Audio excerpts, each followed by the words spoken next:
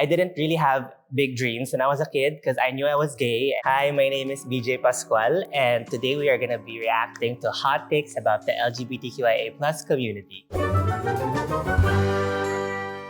Why do heterosexual people insist that gay couples have a boy and a girl in the relationship? I think the keyword is already here, hetero. Here in the Philippines, people really think in a very heteronormative way because that's how we are brought up and that's how we saw couples in the media. There are a lot more representation now, and that's why I always say it's important to have representation in the media because that's how a lot of people view the world. Like when I was young, I didn't see successful gay people in the media. They were always just used as comedic relief. So I didn't really have big dreams when I was a kid because I knew I was gay and I would just think that, oh, I'd be someone's gay BFF or whatever. And how I viewed relationships before, I didn't see a guy with a guy. It was always like either a very, very feminine guy with a very, very masculine guy. Why not like two feminine guys together or two masculine guys together?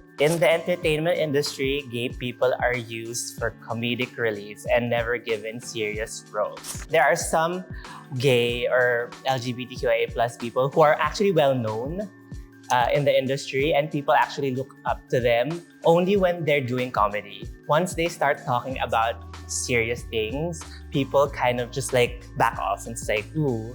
For example, does comedy shows and everything. People love it. People really get into it. They watch the movies, they watch everything.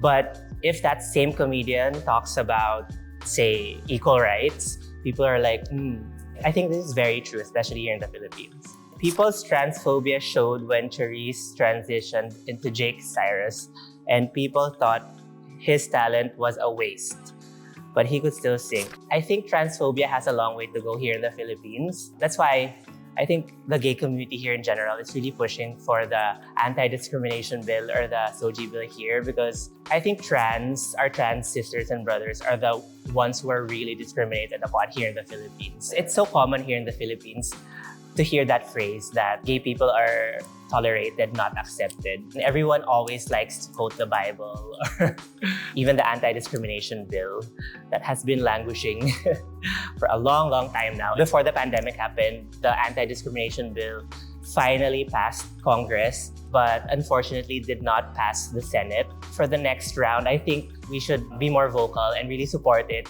in order for it to pass both the Congress and the Senate. People celebrate paminta or male-presenting gays and discriminate against femme gays. I think it goes both ways. Here in the Philippines, there's also a lot of paminta shaming happening. I think FM shaming is, a bit more common though, just because of how, patriarchal society is in general. But I used to subscribe to this actually. I have a very feminine voice. I used to hate my voice and I used to not talk on social media because I know people are gonna clock me for having a very feminine voice. And it took a while for me to be comfortable with that and be comfortable with my own feminine side also. Now with a lot of the younger people, I think a lot more people now are more open to all kinds of gender expression. So I think that's a good thing now. Not the shaming though, but I think it's getting better. Why is everyone obsessed with how gay men when they wouldn't be asking straight people these same questions? Exactly. I always say this, and whenever I have Q&As, just Q&As in general, well, I just broke up with my boyfriend, so who's the top and who's the bottom? And I always say, would you ask that question to a straight influencer or anyone straight, right? Would you ask them how they like to be No, right? So you shouldn't ask that to gay people because number one, it's rude and it's also exclusionary. Not every gay person likes anal sex. Not everyone does it. So I think we should change that. So as much as possible, I don't answer that question and I always answer that way. Women feel more comfortable during shoots with gay photographers. I don't know. Maybe we should ask the women. But I guess in general, women do feel more comfortable with other women and gay photographers, I think. Even fashion shoots sometimes can lean into a bit more sexy territory when it's like all like gay people around you or women around other women. So it's more comfortable, I guess. Okay, last one. Filipinos often use bakla, bading, or bayot as an insult. This is so true. There's still a lot of people who use these, especially online, my comment section or in YouTube or on Instagram. It's still a thing, and this is very like a deep-rooted issue here in the Philippines. There's so much macho culture also. When I was very young, I didn't even know like what gay was, but people already started calling me bakla at a very young age because I was very feminine. So I mentioned I hated my voice, right? I knew my voice gave it away. Like as I grew older, I knew the way I talked, the way I moved. I would like to dance like in front of everyone, and I was very outgoing. But as I got older and I got called out more and more, I kind of turned into like an introvert and withdrew just to myself because I knew I would get called out. In the past like maybe 10 years, even when I had social media, I wouldn't like videos of myself talking because I knew people would say like, oh, he sounds so gay. It's a very deep-rooted issue that I hope will change. Like the Gen Z and like the whole new wave of influencers, I think this would become less and less of a thing, and I hope it will disappear soon.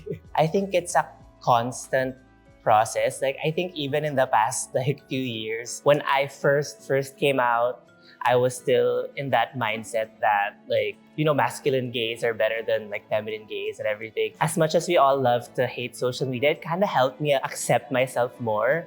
Like when I started wearing makeup and like more feminine clothes and heels and whatever, the support that you get from people around you actually helps you. So I guess if you can't get that support from your immediate family, you can get it from your chosen family. I wish I could have told my younger self, don't mind what other people say that you should or shouldn't like.